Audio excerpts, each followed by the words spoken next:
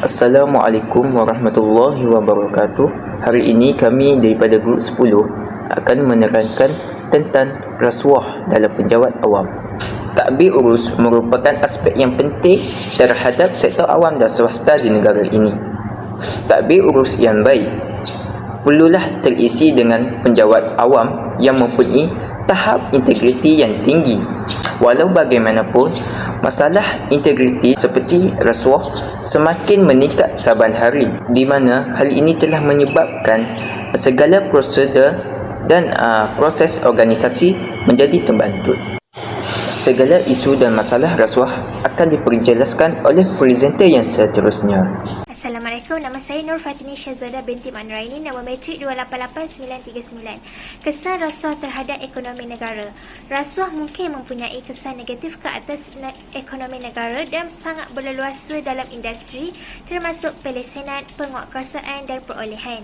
Pendapatan kerajaan bukan satu-satunya perkara yang dihalang oleh rasuah. Ekonomi secara keseluruhan juga menderita. Transparency International Malaysia melaporkan bahawa kerajaan telah mengalami kerugian antara 40 bilion hingga 50 bilion akibat daripada tindakan rasuah. Ia menekankan kesan besar rasuah terhadap pembangunan ekonomi. Peningkatan kadar inflasi yang meningkatkan perbelanjaan sara hidup dan menurunkan taraf hidup rakyat merupakan salah satu kesan negatif ekonomi akibat rasuah yang berleluasa. Ketidakstabilan politik juga mungkin berlaku apabila rasuah tidak ditangani dengan sewajarnya. Ketelusan seluruh dunia menurut penyelidikan yang dijalankan di Malaysia, rasuah telah menyebabkan negara kehilangan 4% daripada KDNK dan mengakibatkan penyelewangan wang rakyat yang ketara. Kerajaan mesti memaksimalkan sumber dengan berkesan supaya rakyat mendapat manfaatnya. Apabila melakukan ini, sumber diperuntukkan dalam cara yang tidak seimbang antara keperluan semasa dan perancangan jangka panjang yang akhirnya menjejaskan kebajikan umum penduduk. Dalam sistem perolehan, Suruhanjaya Pencegahan Rasuah Malaysia SPRM telah menemui 16 kejadian salah laku yang kerap melibatkan rantaian bekalan dan pihak berkuasa perolehan. Tingkah laku ini mungkin terdiri daripada memperolehi komisen berdasarkan kos projek, mendedahkan nilai kontrak kepada kontraktor tertentu, mempelagiat cadangan dan menjualnya kepada perniagaan yang lain. Seterusnya, kesan rasuah terhadap keselamatan negara. Aktiviti jenayah yang serius termasuk pengedaran senjata, pengedaran dadah, perjudian haram, pelacuran dan penyusupan kuasa subversif seperti penganas komunis meningkatkan akibat rasuah di kalangan anggota penguatkuasa undang-undang, terutamanya polis, imigresen dan pegawai kastam. Dengan berleluasanya kumpulan penjenayah dan pertubuhan rahsia ini, aktiviti haram ini mendatangkan bahaya kepada keselamatan orang ramai dan keamanan. Rasuah dalam sektor bangunan membawa kepada pembangunan struktur dan infrastruktur yang rendah dan berbahaya. Peristiwa tragis seperti keruntuhan kondominium Blok A pada tahun 1993 di Highland Tower di Selangor yang mengobarkan 48 penduduk menyerlahkan kesan yang besar. Siasatan ini menunjukkan bahawa arkitek malang bangunan itu tidak mempunyai kemahiran yang diperlukan untuk mereka bentuk dan membina struktur sebesar itu. Assalamualaikum, saya Zahira binti Matpin, matriks 289963. Di sini saya ingin membincangkan sedikit tentang kesan buruk rasuah kepada masyarakat. Rasuah merupakan penyalahgunaan kuasa yang telah diamanahkan untuk kepentingan pribadi yang mana akan memusnahkan kepercayaan terhadap individu tersebut, kepercayaan masyarakat lah. Oleh yang demikian, akibat daripada penyalahgunaan kuasa tersebut banyak menimbulkan kesan buruk rasuah terhadap masyarakat. Contohnya seperti kehilangan kepercayaan masyarakat kepada pejabat awam ataupun ahli politik yang telah pecah amanah. Rasuah ini juga telah memberikan kesan negatif kepada model sosial yang mana telah memberikan tahap kepercayaan kepada mereka namun disalahgunakan. Apabila kes rasuah semakin berleluasa, orang ramai akan kehilangan keyakinan terhadap institusi awam dan menganggap institusi awam ni hanyalah sebagai medan permainan dan tidak adil kepada masyarakat. Seterusnya, rasuah ini akan menjejaskan tadbir urus dan melemahkan institusi demokrasi. Ini akan mengakibatkan kehilangan kualiti tadbir urus negara serta perkhidmatan awam yang berkurangan dan akan kehilangan keyakinan orang ramai terhadap institusi tadbir awam. So, rasuah ni mempunyai kesan yang mendalam dan merosakkan pelbagai pandangan masyarakat dan menjejaskan sistem pentadbiran negara. Oleh itu, sebagai pejabat awam hendaklah menjalankan tugas dengan penuh amanah demi mencapai sistem pentadbiran yang lebih baik kepada negara dan masyarakat. Seterusnya ialah ketidakstabilan politik. Rasuah memberikan impak yang sangat besar kepada politik dan akan menjejaskan proses demokrasi terhadap negara.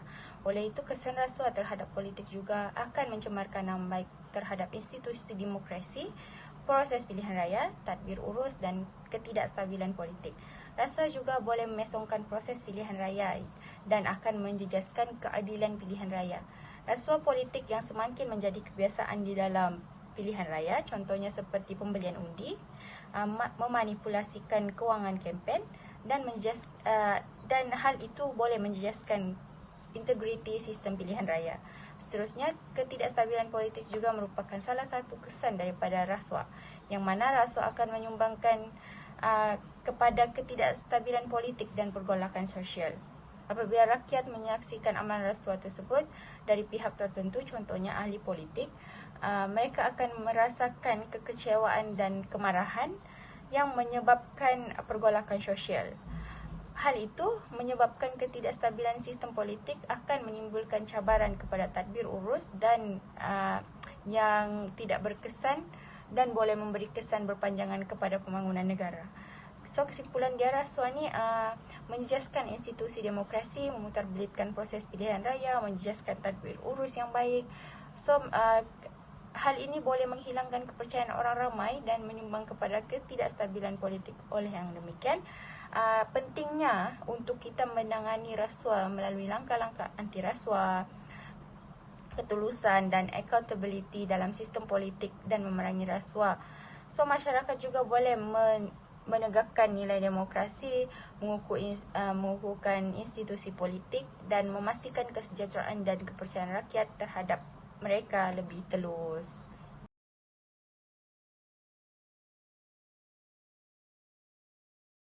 Assalamualaikum warahmatullahi wabarakatuh. Nama saya Muhammad Asad bin Romli, nombor matrik 292960.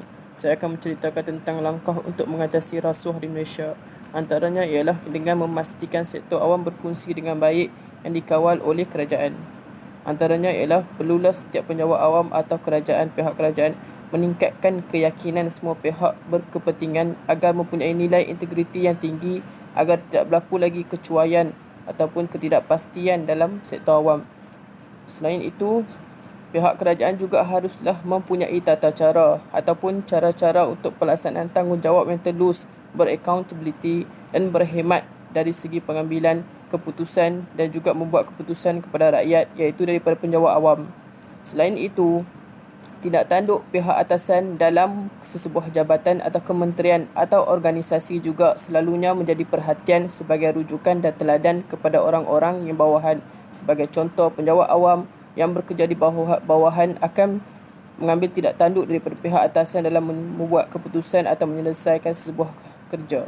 Sekian. Assalamualaikum warahmatullahi wabarakatuh. Nama saya Muhammad Rifki Ahmad bin Rosadi. Nombor matrik saya 293325. Saya akan membincangkan tentang cadangan ketiga untuk mengatasi gejala rasuah di negara kita, iaitu mengadakan kempen kesedaran untuk mengatasi masalah gejala rasuah. Okey. Sebagai masyarakat yang majmuk, kita haruslah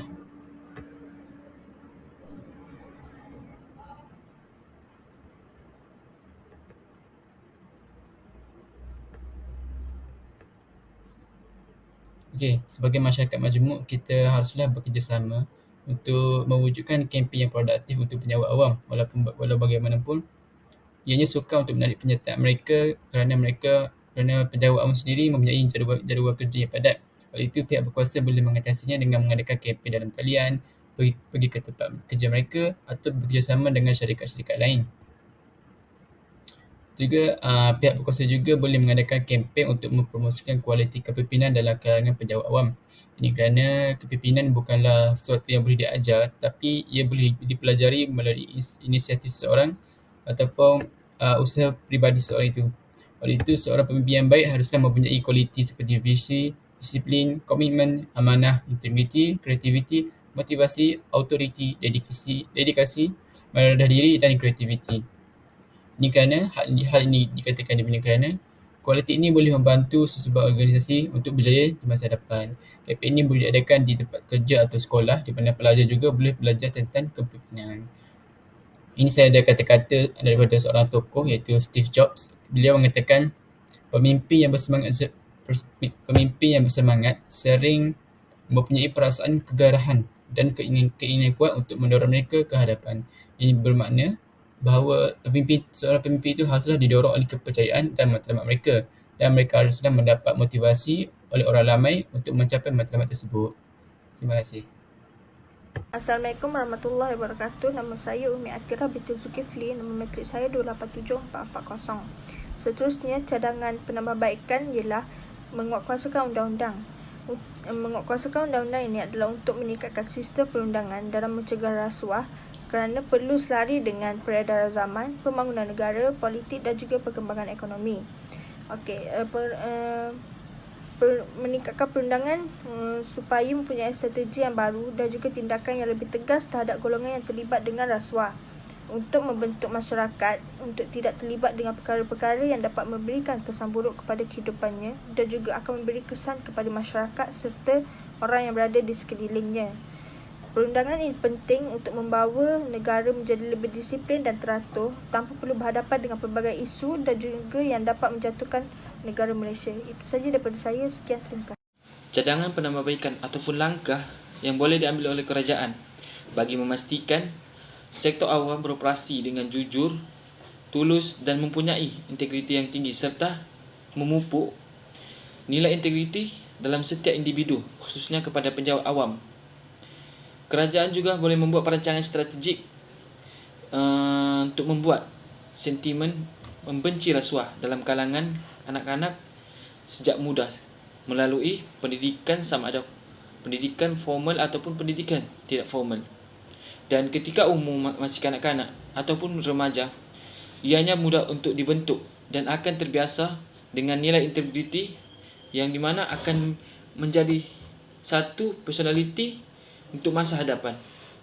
Dan kerajaan perlu fokus terhadap langkah melahirkan generasi masa hadapan yang memiliki rasa tanggungjawab, jati diri dan integriti yang tinggi dan membenci serta menolak rasuah. Inisiatif ini penting agar kita dapat melahirkan generasi yang mampan dan mempunyai jati diri yang baik ke arah meningkatkan ekonomi negara, politik dan juga sosial. Di Malaysia, rasuah merupakan isu yang sangat serius. Separuh daripada rakyat Malaysia percaya bahawa isu nombor satu di negara kita ialah rasuah. Terdapat beberapa kes rasuah yang telah dikenal pasti di negara kita. Suruhanjaya Pencegahan Rasuah Malaysia (SPRM) telah mengeluarkan laporan mengenai kes rasuah, harta dan tanah.